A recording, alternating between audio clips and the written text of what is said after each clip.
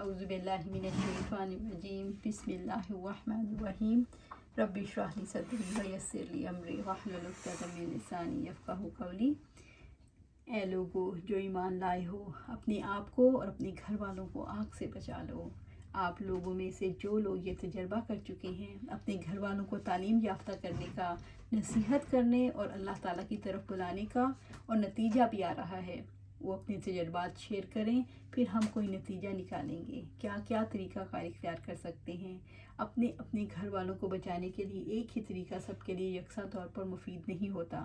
کوئی کسی مقام پر کھڑا ہے تو کوئی کسی مقام پر، کوئی بچہ ہے تو کوئی بوڑھا، اور کوئی جوان ہے، اور کوئی معروف ہے اور کوئی اپنے بزنس اور جاب میں بزی ہے۔ کوئی روزانہ وقت دے سکتا ہے تو کوئی ہفتے وار، لیکن ابھی تک مکمل طور پر قرآن میں دلچسپی پیدا نہیں ہوئی۔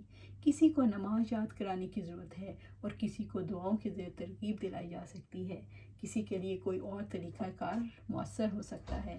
تو باری باری ہم دیکھتے ہیں جو لوگ اپنے گھر میں تجربہ کر چکے ہیں وہ ہم سے شیئر کریں۔ تو ایک طالبہ نے شیئر کیا، میرے 2 بیٹے ہیں الحمدللہ، اور میں کچھ پڑھ کر جاتی ہوں تو ان کو ضرور بتاتی ہوں۔ دونوں نمازی بھی ہیں، انہوں نے بچپن ہی میں نماز پڑھنی شروع کر دی تھی۔ سادہ طریقہ یہی ہے، جو کچھ خود پڑھیں وہ انہیں ضرور بتائیں۔ انسان جہاں جاتا ہے وہاں کے بارے میں اگر گھر والوں سے تبادلہ خیال کرتا ہے، یہ طریقہ کار بہت مؤثر ہے۔ اسی طریقے سے بوجھ نہیں لگتا۔ اگر ہم یہ دیکھنا چاہیں کہ حدیث رسول صلی اللہ علیہ وآلہ وسلم ہم تک کیسے پہنچی، تو یہی طریقہ کار تھا کہ جو سنا، جس محفل میں بیٹھ کر سنا اور جس انداز میں بیٹھ کر سنا، اسی کی روایت کر دی، اس کو لفظ بہ لفظ ویسے ہی پہنچا دیا۔ مثلا حدیث کی روایت ہے کہ ہم اللہ کے رسول صلی اللہ علیہ وآلہ وسلم کے پاس بیٹھے ہوئے تھے، اسی اثنا میں ایک شخص آیا جس کے لباس پر سفر کی کوئی آثار نہ تھے۔ وہ آیا تو رسول اللہ صلی اللہ علیہ وسلم کے گھٹنوں کے ساتھ گھٹنے ملا کر بیٹھ گیا، اور آپ صلی اللہ علیہ وسلم کی رانوں پر اپنے ہاتھ رکھ دیے، اور ہمیں یہ حیرت ہوئی کہ یہ کیسے بیٹھا ہوا ہے۔ یعنی پورا ایک منظر ہے۔ پھر روایت میں ہمیں یہ ملتا ہے کہ اس نے سوال کیا تو ہم حیران ہوئے۔ اس نے سوال کیا کہ اسلام کیا ہے، ایمان کیا ہے، اور قیامت کی نشانیوں کے حوالے سے پوچھا، تو آپ صلی اللہ علیہ وسلم نے جواب دیا، میں پوچھنے والے سے زیادہ نہیں جانتا۔ پھر اس نے سوال کیا کہ کیا نشانیاں ہیں، تو آپ صلی اللہ علیہ وسلم نے نشانیاں بتائیں، پھر وہ چلا گیا۔ تو آپ صلی اللہ علیہ وسلم نے پوچھا، کیا تم جانتے ہو یہ کون شخص تھا؟ لوگوں نے جواب دیا، اللہ تعالیٰ اور اس کے رسول ہی بہتر جانتے ہیں صلی اللہ علیہ وسلم۔ تو آپ صلی اللہ علیہ وسلم نے جواب دیا، یہ حضرت جبرائیل علیہ السلام تھے جو لوگوں کو دین سکھانے آئے تھے۔ اب یہ دیکھیں کہ حدیث کی روایت میں بوجھ نہیں، جیسے دیکھا، جو سنا، جو محسوس کیا، سب کچھ سامنے رکھ دیا۔ یہ حکیمانہ طرز عمل ہے۔ یہ طریقہ گھر والوں کے لیے بھی مؤثر ہے اور باہر والوں کے لیے بھی۔ دوسری طالبہ، گھر والوں میں سب سے پہلے تعلق باللہ کی شیئرنگ کرنی چاہیے، کیونکہ عموماً میں نے یہ دیکھا ہے سب سے پہلے نماز پر شیئرنگ کی جاتی ہے۔ میں سمجھتی ہوں کہ جیسے آپ نے آہستہ آہستہ بتایا ہے، اسی طرح سے چیزوں کو آگے آہستہ آہستہ لے کر جانا چاہیے۔ دوسری بات یہ ہے کہ آغاز میں تو سادہ شیئرنگ ہوتی ہے، لیکن آہستہ آہستہ درجہ بدرجہ لیکچرز اور پامفلیٹ دیکھ کر شیئرنگ کرنی چاہیے۔ مثلا سب سے پہلے آیت الکرسی، ہر کوئی اس کو جانتا ہے، اس میں اللہ تعالیٰ کا بہترین تعارف کرایا گیا ہے۔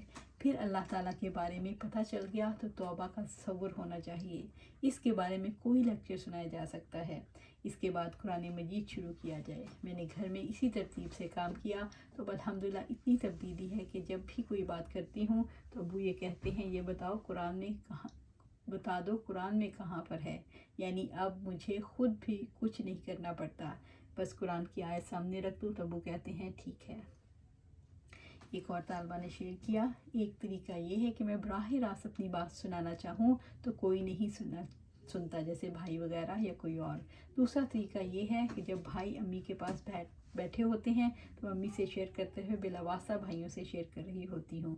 اس کا یہ فائدہ ہوتا ہے، انہیں محسوس نہیں ہوتا میں ان کے بارے میں شیئر کر رہی ہوں۔ تیسری طالبہ نے کہا، ایک معاون کے طور پر مجھے جو میں نے سیکھا ہے، کیا ہے، اس کے لیے میرا طریقہ کار یہ تھا کہ میں اور میرے شوہر اکٹھے پڑھا کرتے تھے، تلاوت کرتے تھے، میں اس کی تفسیر پڑھ لیتی تھی۔ اس سے بہت زیادہ فرق پڑا۔